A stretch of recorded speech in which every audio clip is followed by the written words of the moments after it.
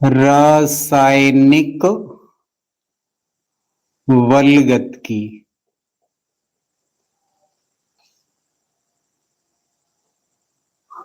रासायनिक वल्गतकी, ठीक है। Chemical kinetics.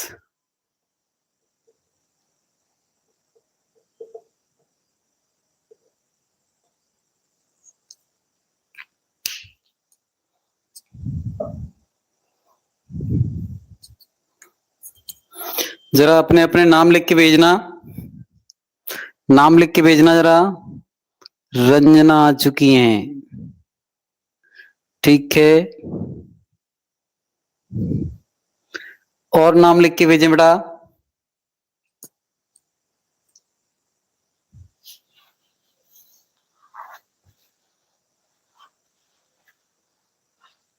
गर्मी बहुत है शिवम।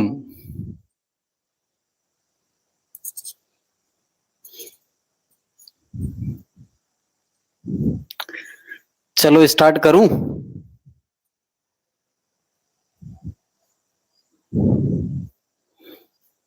चलो देख बेटा, रासायनिक वल्गतकी ये हमारी केमिस्ट्री का तीसरा चैप्टर है, यूनिट थर्ड। कौन सी बेटा? यूनिट थर्ड, ठीक। बहुत अच्छा चैप्टर है, इससे भी न्यूमेरिकल आते हैं। मात्र हमारी केमिस्ट्री में से 3 चैप्टर हैं शुरुआत की जिनमें से न्यूमेरिकल आना है। एक पहला है विलयन, दूसरा है विद्युत रसायन और तीसरा है रासायनिक वल्गतकी। क्या है ये चैप्टर? बहुत यूनिक है, इससे 100% पेपर आया करता है, मतलब न्यूमेरिकल इसके 100% आते हैं। तो ये चैप्टर बहुत अच्छी तरह से तुम्हें करनी है, ठीक है। अच्छा, तो पहले तो क्वेश्चन ये उठता है कि रासायनिक वल्गतकी कहते किसे हैं, इस चैप्टर का नाम क्या होता है? तो सुनो, रसायन विज्ञान की वह शाखा, रसायन विज्ञान की वह शाखा जिसके अंतर्गत अपक्रिया की क्रियाविधि, अपक्रिया की क्रियाविधि और अपक्रिया की दर और उसको सांद्रता से प्रभावित करने वाले कारक, इन सभी का अध्ययन हम कहां करते हैं? रासायनिक वल्गतकी में करते हैं। किस किस में? कोई रासायनिक अपक्रिया होगी बेटा, है ना, तो उसकी हम दर को निकालेंगे, इससे दर को प्रभावित करने वाले कारक को निकालेंगे, उनकी जो क्रियाविधि होंगी, है ना, वो सभी का अध्ययन हम किस में करेंगे? इस रासायनिक, अब उसमें रासायनिक वल्गतकी में करेंगे। कहां करेंगे हम? तो फिर से देखें क्या परिभाषा होगी। रसायन विज्ञान की वह शाखा जिसके अंतर्गत रासायनिक अपक्रिया की दर और दर को प्रभावित करने वाले कारक और उनकी क्रियाविधि का अध्ययन करते हैं, रासायनिक वल्गतकी कहलाता है। क्या कहलाता है? रासायनिक वल्गतकी कहलाता है। क्लियर? चलो बेटा, अब हम देखते हैं सबसे पहले कि अभिक्रियाएं कितने प्रकार की होती हैं। जो रासायनिक अभिक्रियाएं होती हैं, तो अभिक्रियाओं के प्रकार, जो रासायनिक अभिक्रियाएं होती है वो कितने प्रकार की होती है? Type of reaction. क्या है बेटा? Type of reaction. सबसे पहले क्वेश्चन ये बनेगा कि अभिक्रियाएं कितने प्रकार की होती हैं। तो सुनो बेटा, और बच्चे जल्दी जल्दी से जुड़ते जाओ यार। तो ये जो अभिक्रियाओं के प्रकार होंगे बेटा, ये 3 प्रकार की हम पढ़ाएंगे तुम्हें। एक अभिक्रिया होगी अति तीव्र अभिक्रिया, अति तीव्र अभिक्रिया, ठीक है। इसे वेरी स्लो रिएक्शन। कैसी होगी? Very slow reaction.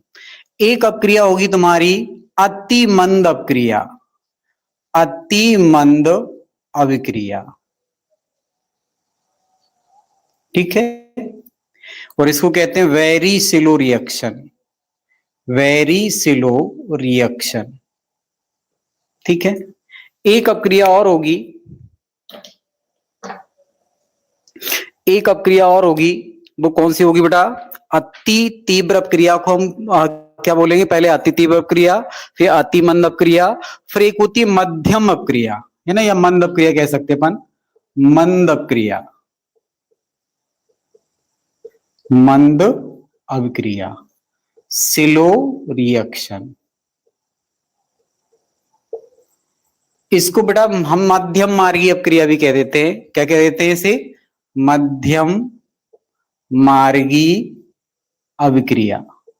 क्या कह देते हैं हम इसको? इंग्लिश में बोल देते हैं मॉडरेट रिएक्शन। कौन सी रिएक्शन? Moderate reaction. ठीक है। आज बच्चे कम दिख रहे हैं, क्या बात है?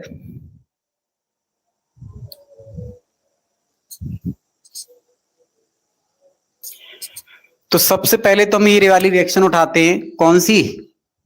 अति मंद अपक्रिया, वो है ना, अति तीव्र अपक्रिया को लेंगे अपन, है ना।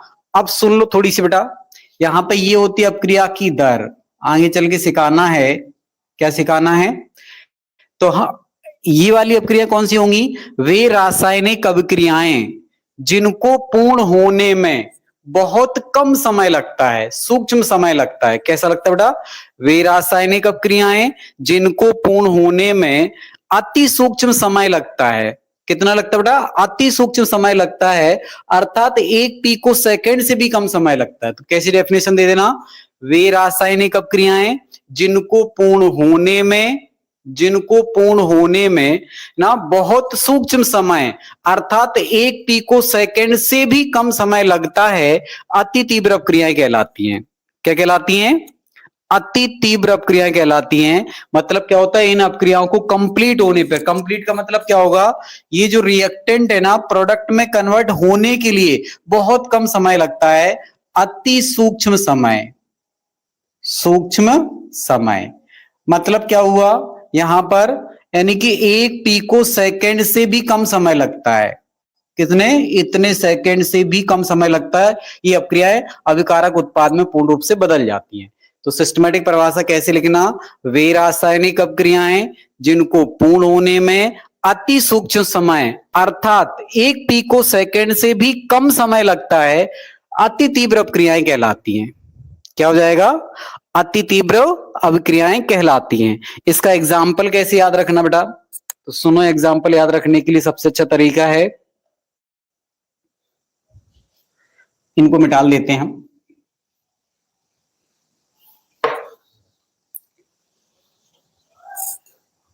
तो इसकी रिएक्शन होगी बेटा, देखो, आयनिक रिएक्शन। कौन सी रिएक्शन? जितनी भी आयनिक अपक्रियाएं होंगी वो सब किसके एग्जाम्पल होंगे? अति तीव्र अपक्रियाओं के। दूसरा कौन से होंगे? उदासीनीकरण अपक्रिया। उदासीनीकरण अपक्रिया। उदासीनीकरण अपक्रिया का मतलब क्या हो जाएगा? मतलब अम्ल की क्रिया क्षार से करा लो। किससे करा लो? क्षार से करा लो। और होती कौन सी? अवक्षेपण अपक्रियाएं। कौन कौन सी? जिसमें अवक्षेपण उत्पन्न हो रहा हो, वो रिएक्शन, या फिर उदासीनीकरण अपक्रियाएं, या फिर आयनिक अपक्रियाएं। जैसे हमने लिया बेटा, यहाँ पे एक अम्ल ले लिया और यहाँ पे क्षार ले लिया, इसकी रिएक्शन करा दी। रिएक्शन कराने के बाद NaCl बना, और क्या बना? जल बना, है ना। ये कैसा है? अम्ल है और ये क्षार है। ये क्या है? अम्ल। और ये क्या है? क्षार।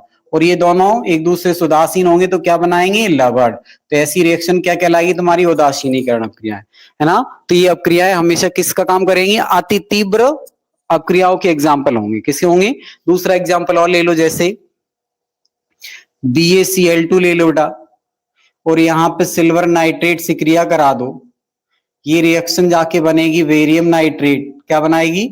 वेरियम नाइट्रेट। और क्या बनाएगा? सिल्वर क्लोराइड बनाएगा। क्या बनाएगा? Silver chloride. ठीक। तो ये एग्जाम्पल किसके होंगे? अति तीव्र अपक्रियाएं। मतलब क्या होगा? इनको जैसे हम किसी, जैसे इसको ले ले, हम वेरियम क्लोराइड को एक टेस्ट ट्यूब में ले लो और सिल्वर क्लोराइड को टेस्ट ट्यूब में दो। जैसी दोनों को मिलाओगे तुम, तुरंत व्हाइट कलर का पीपीटी दे देंगे। जैसी दोनों को तुम तुरंत मिलाओगे, कैसे आ जाएगा? व्हाइट कलर का पीपीटी दे देती हैं, है ना।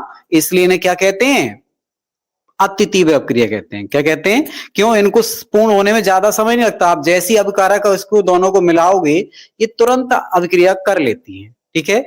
आओ अच्छा बेटा, अब ले लो। अब सुनो, इन अपक्रियाओं का, ये चूंकि इतनी तेज होती हैं, इसलिए इनका अध्ययन करना महत्वपूर्ण नहीं है।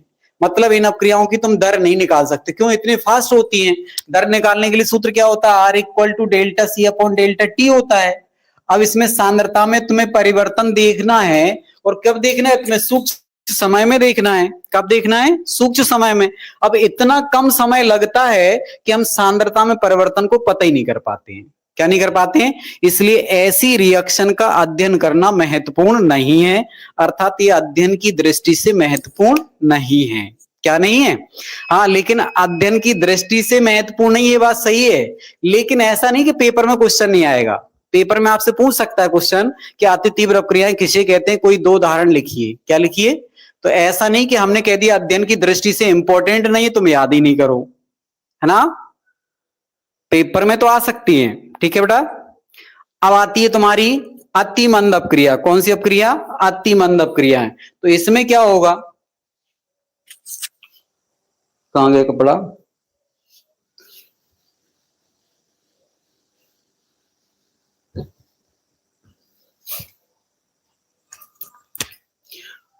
अति मंद अपक्रिया।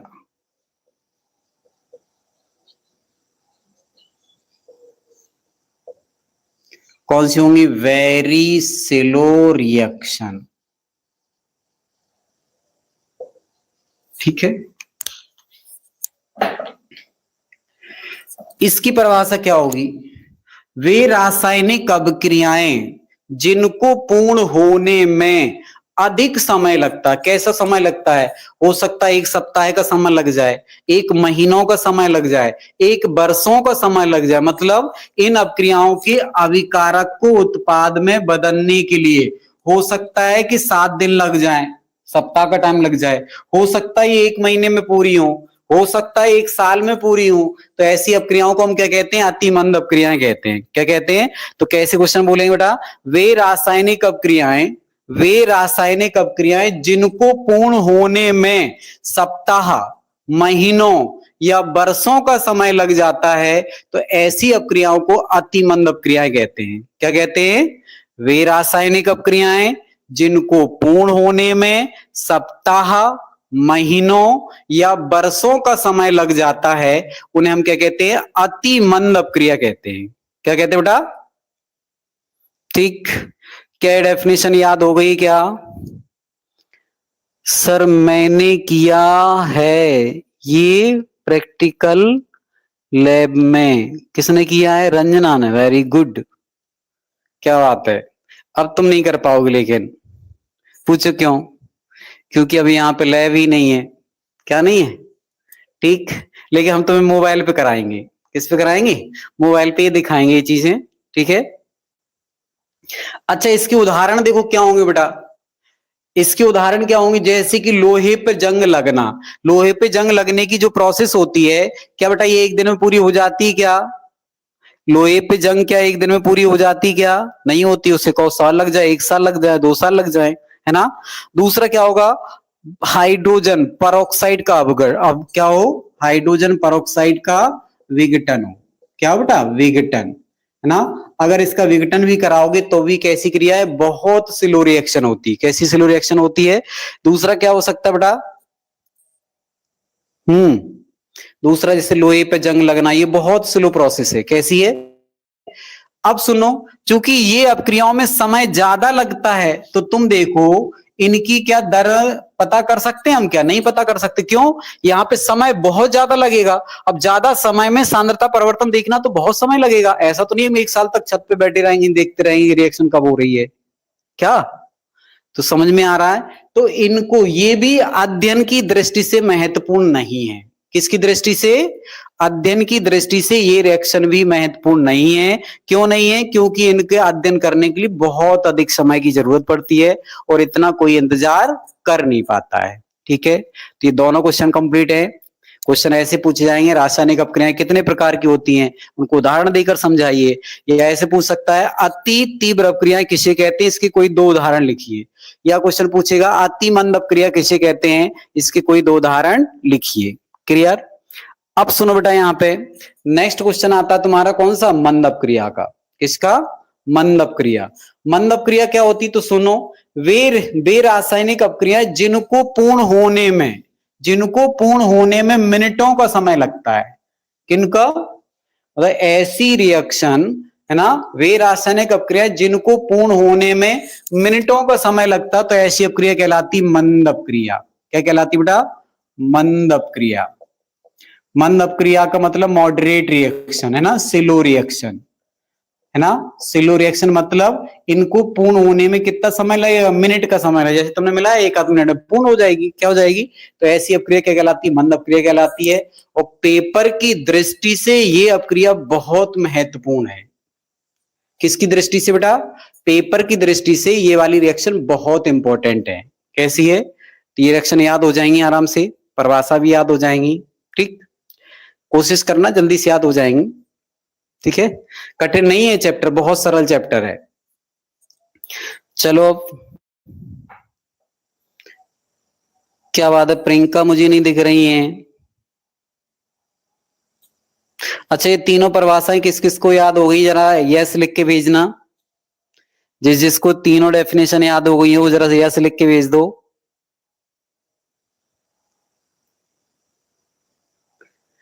अपक्रियाएं कितने प्रकार की होती है, 3 प्रकार की। कौन कौन सी,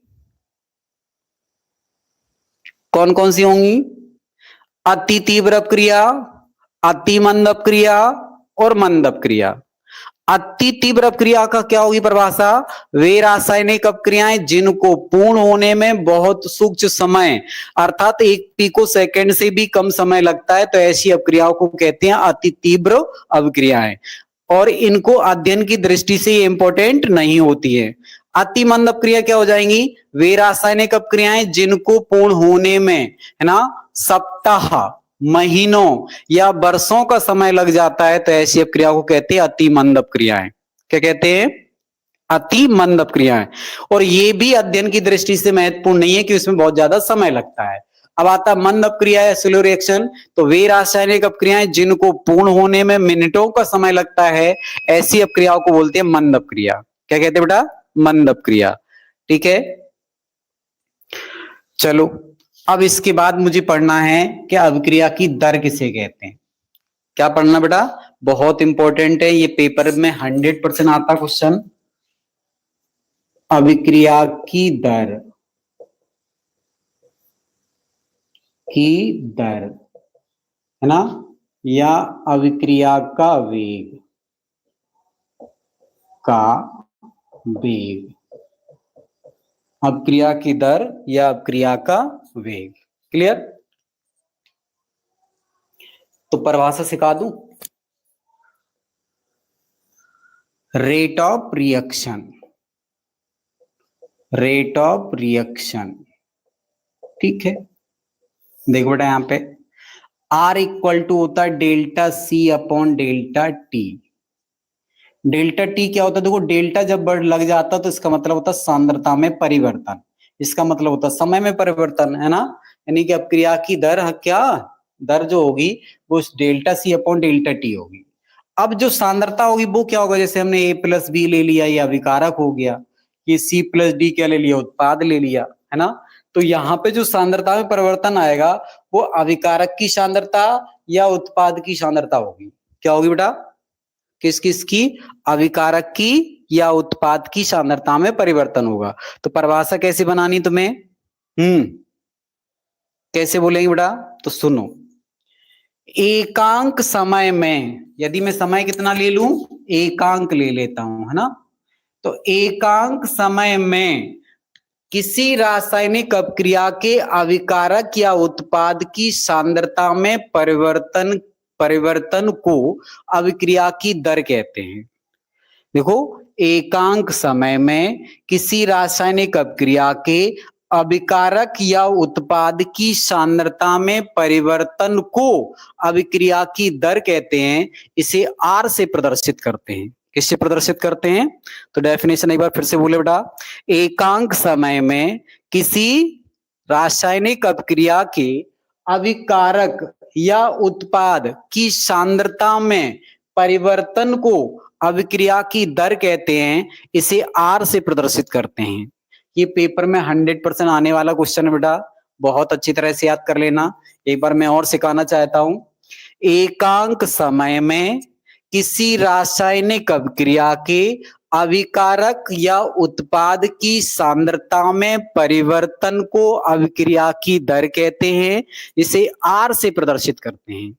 किससे करते हैं हम, क्लियर। या बेटा देखो ऐसे भी बोल सकते हैं, कैसे कि किसी रासायनिक अपक्रिया की अभिकारक या उत्पाद की सांद्रता में परिवर्तन की दर को, जब किसी के नीचे 1/T लग जाता है वो दर कहलाता है। क्या कहलाता है? तो कैसे बोलेंगे? किसी रासायनिक अभिक्रिया की अभिकारक या सांद्रता में परिवर्तन की दर को, वो परिवर्तन की दर को अभिक्रिया की दर या वेग कहते हैं। इसे आर से प्रदर्शित करते हैं। क्या करते हैं? तो बताइए अच्छा बेटा, किस किस को याद हो गई है? जरा बोलना, जल्दी से बोल दो भैया, किस किस को याद हो गई है?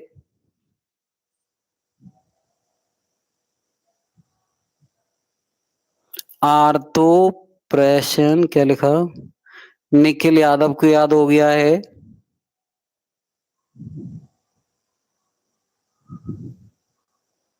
शिवम गुप्ता को भी याद हो गई, वेरी गुड। रंजना तुम्हें याद हो गई? अच्छा सर, गैल क्या लिखा?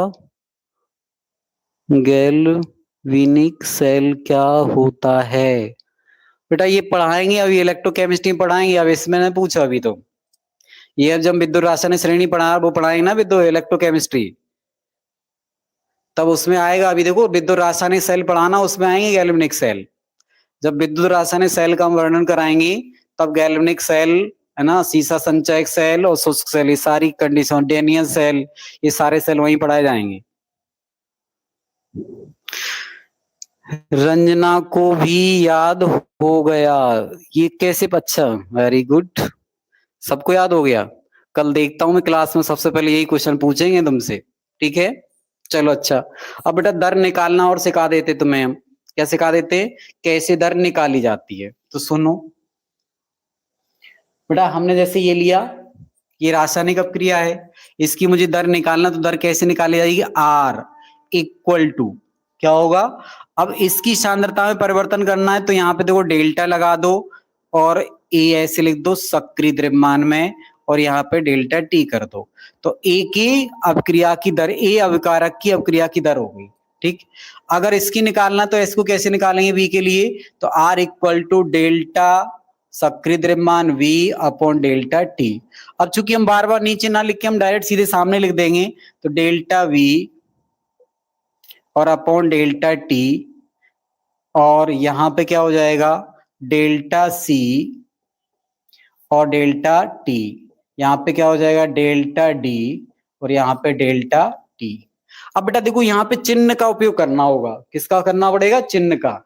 अब तुम देखो समय जैसे जैसे ये क्रिया आगे बढ़ेगी वैसे वैसे ये घटेगा, घटेगा तो इसके लिए माइनस का चिन्ह लगा दो, इसके लिए माइनस का चिन्ह लगा दो, और ये समय के अनुसार ये बढ़ता है तो इसमें प्लस का चिन्ह, प्लस का चिन्ह लगाया नहीं जाता तो वो डायरेक्ट प्लस माना जाता है। क्या माना जाता है? तो जब भी अभिकारक की सांद्रता में परिवर्तन दिखाना है तो यहाँ पे माइनस चिन्ह लगाना है, इसकी परिवर्तन दिखाना तो माइनस चिन्ह लगाना है। क्या लगाना है? क्यों? क्योंकि ये समय के अनुसार बेटा अभिकारक घटते जाते हैं। अच्छा इसको एग्जांपल में देख लो। जैसे तुमने एक चक्की लगा दी, क्या लगा दी? और ये गेहूं डले, क्या डले? अब रिएक्शन तुमने स्टार्ट करी, स्टार्ट मतलब चक्की स्टार्ट की, तो ये जो अभिकारक, इनको हम अभिकारक मान लेते हैं, ये उत्पाद मान लेते हैं। तो ये समय जैसे बढ़ेगा वैसे वैसे ही गेहूं घटेंगे और आटा बढ़ेगा, ऐसा होगा ना। वो घटेगा तो क्या आएगा? माइनस चिन्ह लगाएंगे, ये बढ़ेगा तो प्लस चिन्ह। तो ये समय के अनुसार घटता है इसलिए माइनस चिन्ह, ये समय के अनुसार घटता है इसलिए माइनस चिन्ह, ये समय के अनुसार बढ़ता है इसलिए प्लस का चिन्ह, ये समय के अनुसार बढ़ता है इसलिए प्लस का चिन्ह लगाएंगे। क्लियर? ये समझ में आ रही क्या? ठीक है। अब इसका एक दूसरा रूप और देख लो। दूसरा रूप तुम्हें कैसे देखना है कि अगर ये अपक्रियाएं इस टाइप से हो, M1A प्लस M2B और इधर हो N1C, इधर हो N2D, मतलब यहाँ पे मूलों की संख्या है। क्या है? मूलों की संख्या। तो इसकी सांद्रता को हम कैसे प्रदर्शित करेंगे वो देखो बेटा। तो यहाँ पे देखो R इक्वल टू, ये माइनस चिन्ह क्यों आएगा? क्योंकि अभिकारक है। अब यहाँ पे जो मोल दिख रहे हैं वो मोल अपॉन में जाएंगे। कहाँ पे जाएंगे? 1 अपॉन करना होगा, और यहाँ पे क्या करोगे? सक्रिय द्रव्यमान लगाओगे, ए होगा और डेल्टा लगाना होगा। यहाँ डेल्टा टी लगाना होगा। मतलब ये जो मोल होंगे 1/में चले जाएंगे। कहाँ चले जाएंगे? इसके लिए क्या आएगा? इक्वल टू माइनस चिन्ह 1/m2 delta B upon delta T. अगला वाला देखो क्या होगा। अगले वाले में क्या होगा? Equal to 1/n1 delta C upon delta T. इसके लिए 1/n2 और इसके लिए क्या हो जाएगा? Delta D upon delta T. सुनो ध्यान से बेटा, देखो अणुओं से पहले जो संख्या लिखी जाती है वो उसका मोल कहलाता है, और जब भी मोल आ जाए वो हमेशा अपॉन में ले जाना है, 1 करना है। यदि यहाँ पे 2 होते तो 1/2 कर देते, यहाँ पे 3 होता तो 1/3 कर देते, यहाँ पे अगर 2 होता तो 1/2 कर देते। ठीक है, मोलों को हमेशा कहाँ ले जाते हैं? तो अपक्रिया की दर को प्रदर्शित कर लोगे ना सब लोग? ऐसा कौन सा बालक बालिका है जो अपक्रिया की दर को प्रदर्शित नहीं कर पाएगा? ऐसा कोई बालक बालिका है क्या?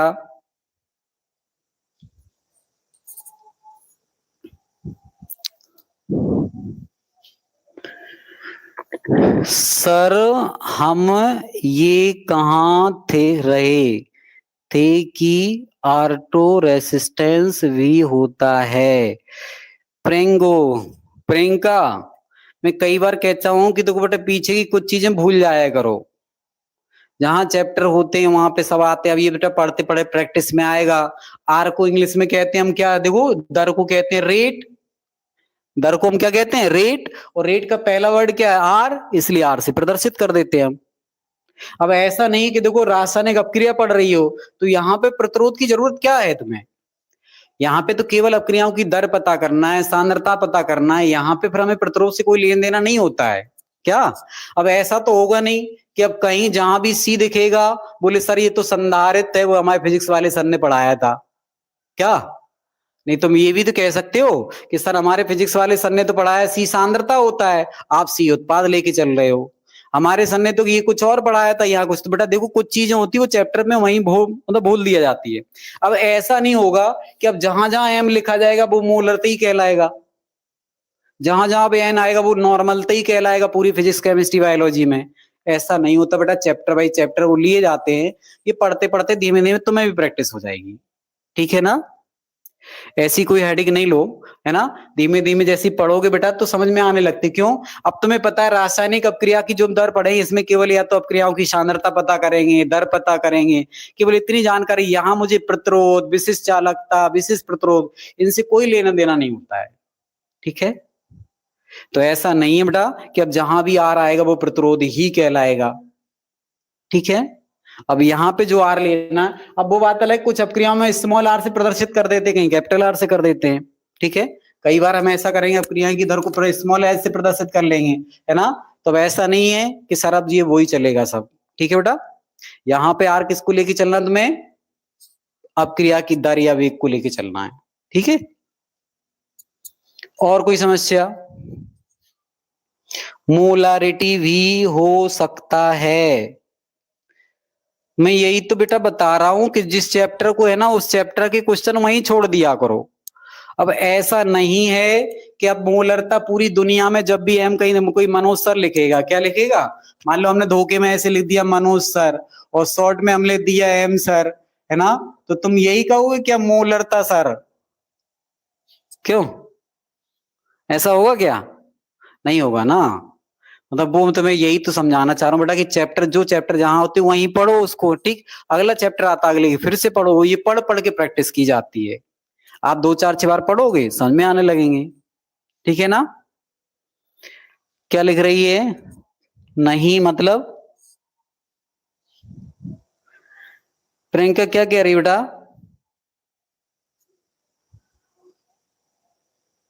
Shivam Gupta okay done sir. और कोई? और किसी की समस्या? बेटा देखो ये स्थिरांकों को लेके थोड़ी से बच्चों कंफ्यूज, आप देखो तुम चूंकि पहली बार पढ़ रहे हैं इसलिए कंफ्यूजन आते हैं थोड़े थोड़े, लेकिन मेरा ये मानना है कि आप तो चैप्टर को रिवाइज करो ज्यादा से ज्यादा। आप जितना रिवाइज करते जाओगे उतना ब्रेन में सेट होता जाएगा और ये कंसेप्ट फिर तुम्हारे खुद के मन में बनने लगेंगे। क्या? ऐसा नहीं कि अब देखो धीमे धीमे, हम भी देखो जब हम भी छोटे थे बेटा, हमें भी समस्या थी, तुम भी छोटे हो, पहली बार पढ़ रहे हो, तो ये समस्या थोड़ी सी क्रिएट होती है। लेकिन जब ये बहुत अच्छी तरह तुम्हें चैप्टर याद हो जाएंगे, फिर तुम्हें कुछ सब कुछ समझ में आने लगेगा। हाँ ये चीज ये है सर, ये फिजिक्स का अलग है, केमिस्ट्री का अलग है, और ये हम इनको इस चैप्टर में ये मान रहे हैं, उस चैप्टर में मान रहे हैं। तो ऐसा इशू नहीं है कि अब एक जगह जो तुमने मान लिया वो पत्थर की लकीर हो जाए। ठीक है ना? महक है इसमें, नहीं है महक? क्यों प्रियंका, महक आई है कि नहीं आई इसमें? राज पटेरिया भी नहीं दिख रहे हैं, प्रिंस भी नहीं दिख रहे, पंकज भी नहीं दिख रहे हैं, क्या सब सो गए? चलो खैर, अब मैं एक रिएक्शन दे रहा हूं बेटा, सब लोग इसकी अपक्रिया की दर को निकाल के दिखाएंगे। ठीक है? मैं एक रिएक्शन यहां लिख रहा हूं, अपनी अपनी कॉपी में सब लोग इसकी दर निकाल के दिखाएंगे। मेरे पास एक अपक्रिया है N2 प्लस 3H2 और गिव आउट क्या है 2NH3। क्या है ये रिएक्शन मुझे दिख रही है, इस रिएक्शन की तुम्हें दर निकाल के दिखाना है। क्या निकाल के दिखाना है? अपक्रिया की दर सब लोग बना के दिखाएं, जिससे बन जाए वो एस लिख के भेज देना, जिससे ना बने वो नो लिख के भेज देना। जल्दी से करना बेटा।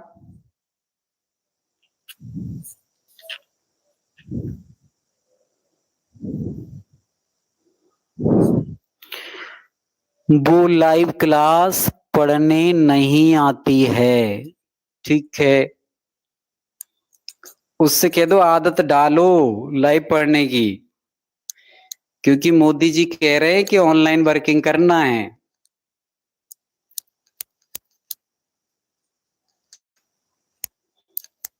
चलो इस रिएक्शन को करके दिखाओ बेटा सब लोग, ये वाली रिएक्शन की दर बना के सब लोग दिखाएं। इस वाली अपक्रिया की दर सब लोग रिप्रेजेंट करके दें बेटे।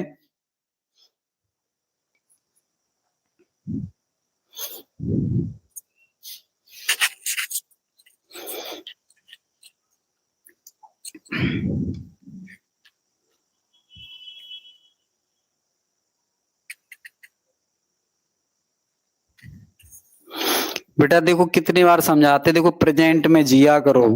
क्या, जब मैं ये चैप्टर पढ़ा रहा हूं तब पूछ रही दूसरे का क्या होगा, जब मैं दूसरा पढ़ा रहा हूं तब बता रही पहले का क्या होगा। बेटा जहां जो चल रहा उसको पढ़ा करो। हमने क्या कहा था कि जो सेकंड चैप्टर चल रहा वो क्लास में पढ़ाया जाएगा पूरा। ठीक है? ये चैप्टर मैंने यहाँ पे अभी नया स्टार्ट कर दिया, क्योंकि बीच बीच में पढ़ाते थे बच्चों को प्रॉब्लम आती थी। ठीक है ना? तुम्हारा जो सेकंड चैप्टर है वो पूरा हम क्लास में खत्म करा देंगे।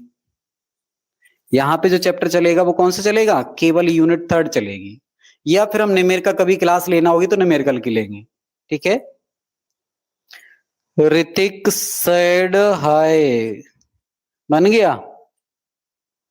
ठीक है प्रियंका, बनाओ इसकी रिएक्शन की दर बनाओ बेटा जल्दी, इसकी दर निकाल के दिखाएं सभी लोग जल्दी से।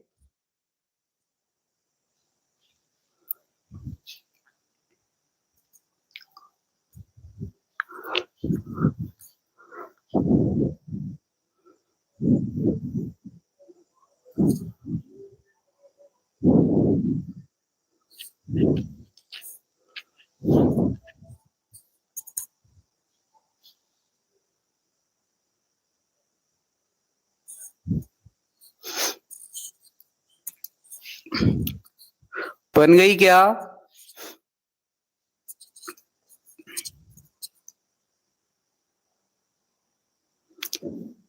मोल -1 सेकेंड। बेटा ये अपक्रिया की दर नहीं निकलवानी है मुझे, वो यूनिट नहीं निकलवानी है, यूनिट नहीं चाहिए मुझे, इसकी केवल हमने दर जो सिखाई वो बतानी तुम्हें। देखो इधर ऐसे, R इक्वल टू क्या होगा? Minus delta N2 upon delta T।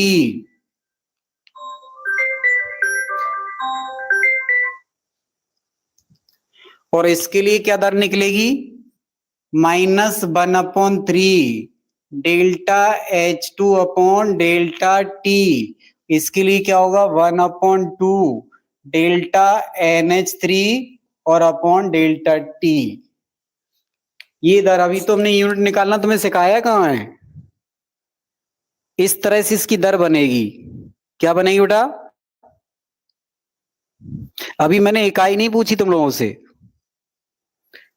Hrithik second inverse, मुझे लगता है कि ऑनलाइन पहले से क्लास चल रही है क्या तुम लोगों की?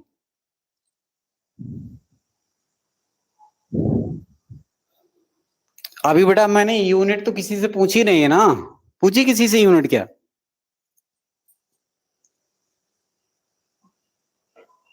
चलो, तो देखो कोई भी रासायनिक अपक्रिया बेटा इस तरह से हमें बताना है। अब थोड़ा इनको समझ और लो अच्छी तरह से। क्या समझ लो बेटा? अच्छा ये बताओ, ये जो नाइट्रोजन है ये बढ़ रहा है या समाप्त हो रहा है? क्या हो रहा है? समाप्त हो रहा है। तो इसको कहते हैं नाइट्रोजन की समाप्त होने की दर। नाइट्रोजन की समाप्त होने की दर या नाइट्रोजन के नष्ट होने की दर, ये क्या कहलाएगा? हाइड्रोजन के समाप्त होने की दर या हाइड्रोजन के नष्ट होने की दर। ये क्या होगा? अमोनिया के उत्पन्न होने की दर। क्या कहलाएगा ये? अमोनिया के उत्पन्न होने की दर। ठीक है, देखो इधर, नाइट्रोजन नाइट्रोजन की नाइट्रोजन का समाप्त होने का दर, मार्कर नहीं चल रहा है, नाइट्रोजन का समाप्त होने का दर, समाप्त या नष्ट होने की दर क्या हो जाएगी? तो इसकी दर क्या होगी बेटा? तो -1/2 डेल्टा N2/डेल्टा T। इसको क्या पढ़ेंगे हम? नाइट्रोजन की समाप्त होने की दर क्या हो जाएगी? नाइट्रोजन की समाप्त होने की दर ये वाली। अच्छा बट्टे कहां से आएगा?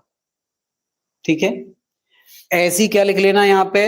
हाइड्रोजन के समाप्त होने की दर, तो यहाँ पे ये वाला लिख देना। यहाँ फिर लिखना अमोनिया के उत्पन्न होने की दर, तो फिर ये वाला लिखना। क्लियर? ये यहां तक सब समझ में आ चुका है क्या बेटा तुम लोगों को? सबको समझ में आ गया ना? आगे कराएं? कहाँ भाई कहाँ? Yes sir. चलो,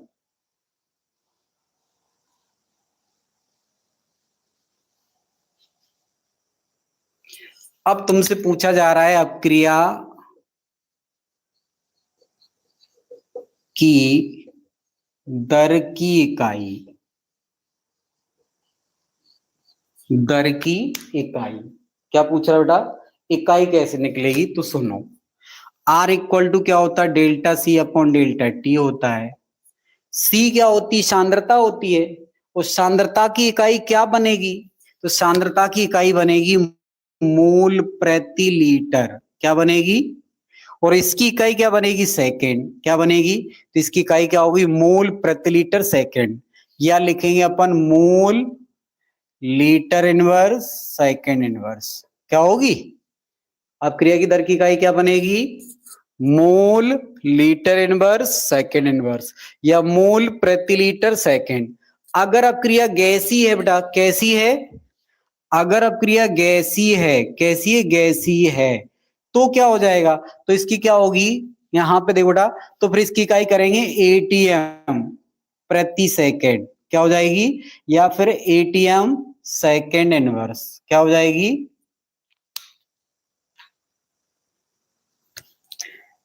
एटीएम सेकेंड इनवर्स।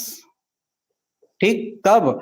अगर अपक्रिया गैसी है तो बनेगी एटीएम सेकेंड इनवर्स, है ना? और यदि अपक्रिया कैसी सामान दी गई तो क्या होगी? मोल लीटर इनवर्स सेकेंड इनवर्स। अगर अपक्रिया की इकाई पूछता है बेटा तो इनको याद रखना अच्छी तरह से। ठीक है, तो आज की क्लास हम यहीं तक पढ़ाते हैं। ठीक है, कल मैं इसके आगे का समझाऊंगा। और जिन जिन बच्चों को कल क्लास पढ़नी है तो इसको कम से 2 से 3 बार देख के आना है। क्या आना बेटा? ठीक। अच्छा, और कोई समस्या किसी की? अगर कोई समस्या हो तो बताओ मुझे जरा।